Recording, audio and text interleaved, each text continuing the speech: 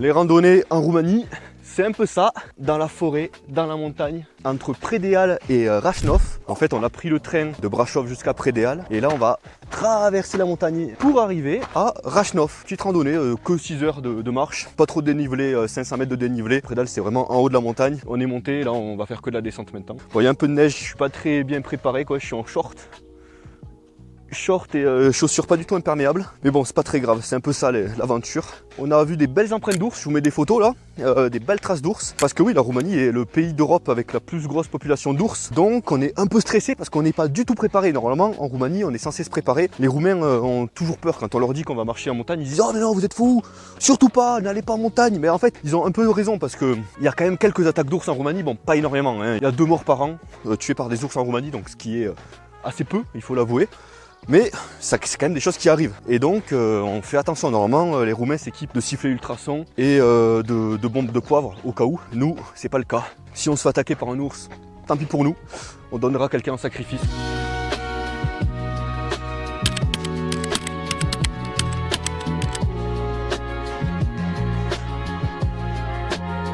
Voilà, on va rejoindre un peu la route là. Ça devient un peu plus sympa, mais putain. Là, je peux vous dire que ça s'enfonce sacrément, quoi.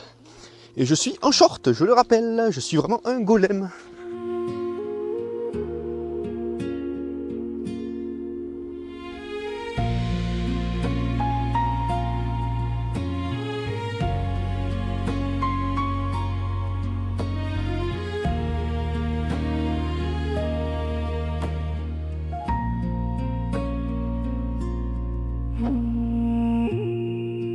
La Roumanie, c'est quand même le pays qui abrite la plus grosse population d'ours en Europe. Entre 6000 et 8000 ours vivent en Roumanie actuellement.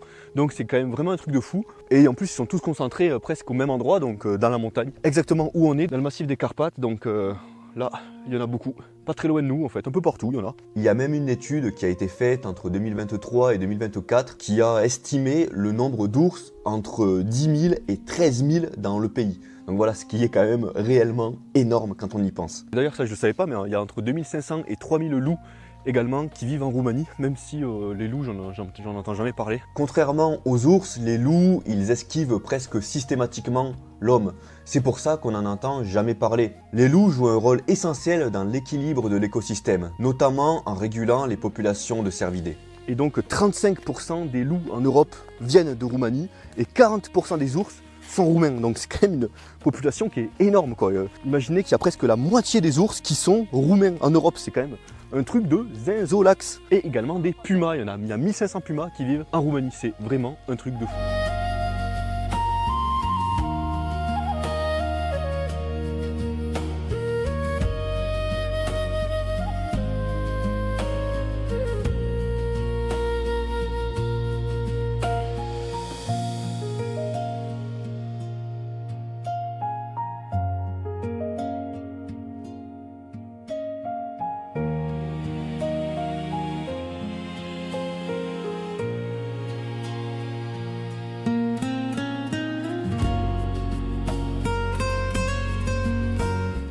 La Roumanie, elle possède une partie des dernières forêts vierges d'Europe, c'est-à-dire des forêts qui n'ont jamais été touchées par l'homme, jamais été modifiées par la main de l'homme et qui ne sont même pas l'objet de la main de l'homme. Parce que vous savez que les forêts en France sont pour la plupart plantées par l'homme, et non, en Roumanie, la plupart, c'est des forêts qui n'ont jamais été touchées, qui sont sauvages. Certaines parcelles, l'être humain n'a jamais foulé les pieds dedans. Et donc ça, c'est magnifique. Il y a un côté un peu mystérieux lorsqu'on pénètre dans une forêt roumaine. Selon la WWF et la Commission européenne, la Roumanie est le pays qui abrite la plus grande surface de forêt vierge de l'Union européenne. On parle de dizaines de milliers d'hectares où les arbres naissent, poussent, puis finissent par mourir de manière naturelle, sans avoir été touché de la main de l'homme. C'est un écosystème qui est extrêmement rare en Europe, qui a d'ailleurs disparu dans de nombreux pays.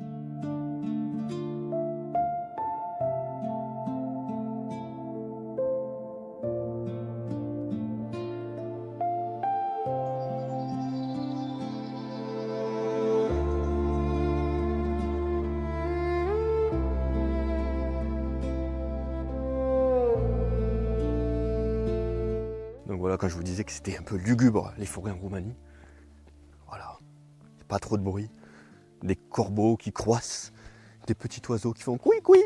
et la menace qui plane, comme quoi il pourrait y avoir un ours caché derrière un bosquet, derrière un arbre, et on ne le verrait qu'au dernier moment. Et c'est ça qui est un peu stressant. Mais bon, c'est un peu l'aventure des randonnées en Roumanie. Cette énorme population d'ours rentre en écho avec ce que j'ai dit plus tôt sur les forêts roumaines qui sont extrêmement vastes. Et donc évidemment ça constitue un habitat idéal pour ces espèces sauvages. Mais hélas, là où l'homme passe, tout trépasse, et donc l'habitat de l'ours est quand même vachement menacé parce que les villes s'étendent, la population se développe en Roumanie, notamment dans les villes de Predeal et de Brașov d'ailleurs. Il n'est pas rare de voir des ours rentrer totalement dans la ville, même au cœur de la ville, chercher de la nourriture, de quoi manger. La cohabitation devient assez compliquée. Je vous renvoie d'ailleurs à une vidéo qui a été faite par le Grand Judée à ce sujet, qui est vraiment intéressante. Et donc voilà, on peut dire quand même que les Roumains sont un petit peuple de montagne. Les Carpates recouvrent 50% du territoire roumain. Donc c'est quand même un pays qui reste très sauvage. Là on est actuellement à 1h30, 2 heures de marche déjà. Bon, il nous en reste un peu du coup parce que c'est 6 heures la randonnée. On a pris un peu de retard sur l'itinéraire étant donné qu'il y avait quand même pas mal de neige. On a croisé personne encore sur le chemin. On n'a vu aucun Roumain qui faisait sa randonnée. Quand je vous dis que les Roumains sont un peuple de montagne, bon, pas tant que ça au final parce que ils ont beau marcher, bon, on les voit pas souvent quand même quand on fait des randonnées, ils font tout le temps les tours assez faciles à faire, entre guillemets, parce que là ce qu'on fait c'est pas un tour très compliqué, mais voilà, les petites balades montées sur la colline qui surplombe Brașov par exemple, mais pas plus en vérité, ils font pas des grosses randonnées, en tout cas c'est assez rare. Peut-être qu'ils ont peur des ours, ou peut-être que c'est juste des flemmards, on sait pas. Qu'est-ce qu'on mange en Roumanie? Du jambon, du fromage et du pain.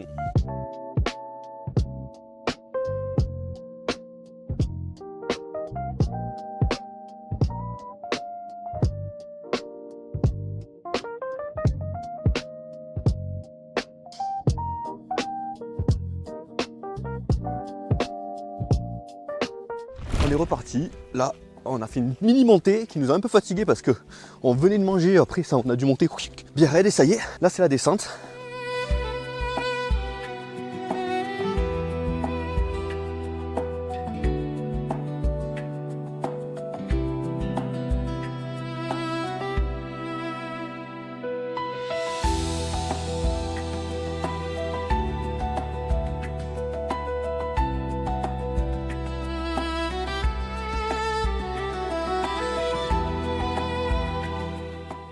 Ah bon ben là on est que du plat, donc ça devient vraiment très agréable. Alors je vous ai pas dit mais en fait on était à Predeal. Predeal c'est une station de ski en fait, il y a une station de ski à Predeal.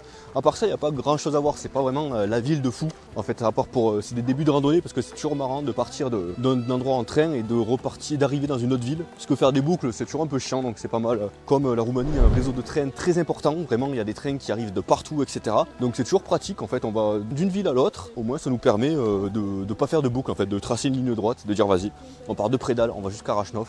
Et là on est dans le canyon de Rașnov, il y a la petite rivière qui passe et il y a donc cette magnifique montagne, cette falaise de Zinzolax, très imposante, mes acolytes de randonnée qui marchent. Et ce que je disais lors de la dernière vidéo, là vous voyez qu'il y avait des Roumains partout qui font des randonnées, qui se baladent ici, alors que durant toute la randonnée en montagne il n'y avait personne.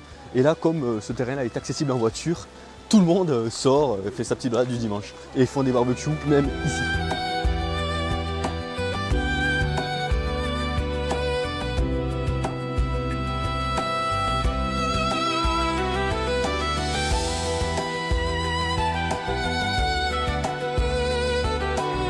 Bon, on est reparti dans la forêt. Ouh, ça va monter un peu là. On va suivre les balises qui sont ici. Mais pour le coup, oh putain. Oui, il n'y a pas beaucoup de chemin, il n'y a même rien du tout. Mais bon, on va y aller.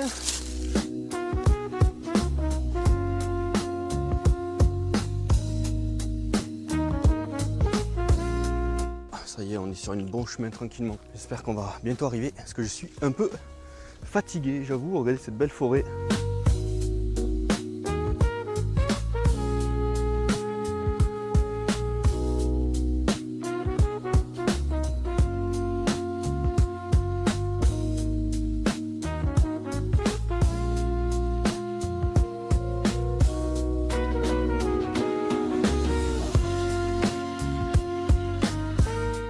Je je suis en train de me faire engueuler parce que je fais que dire vous en faites pas, c'est la dernière montée qu'on va faire, après on arrête de monter, il y aura que de la descente.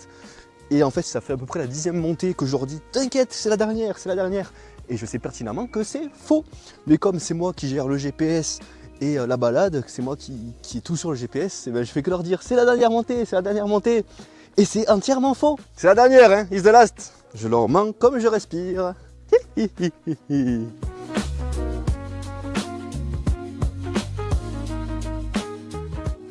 Nous allons rentrer dans la grotte de Rachnov qui se situe juste là. On espère qu'il n'y a pas d'ours à l'intérieur. Jenny está stressada.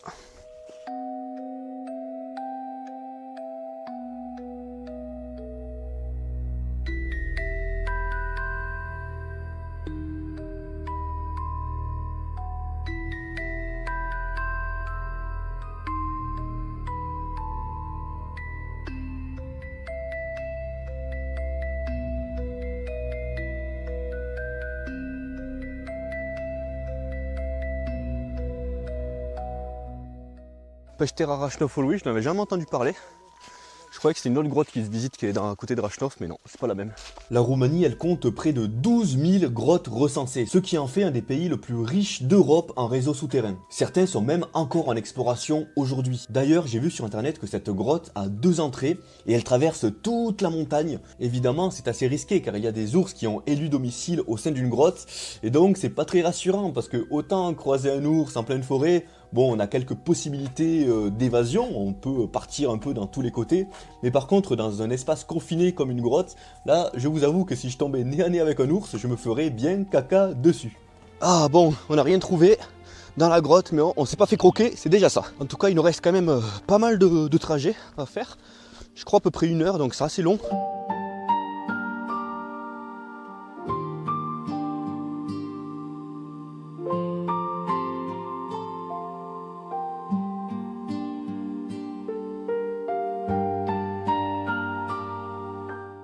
Regardez-moi ça là, ça c'est de la belle trace d'ours. Toc, toc, toc, toc, toc. Bon, c'est pas si gros que ça. Quand on compare avec mes mains, ça va, ça fait la taille de ma main quoi.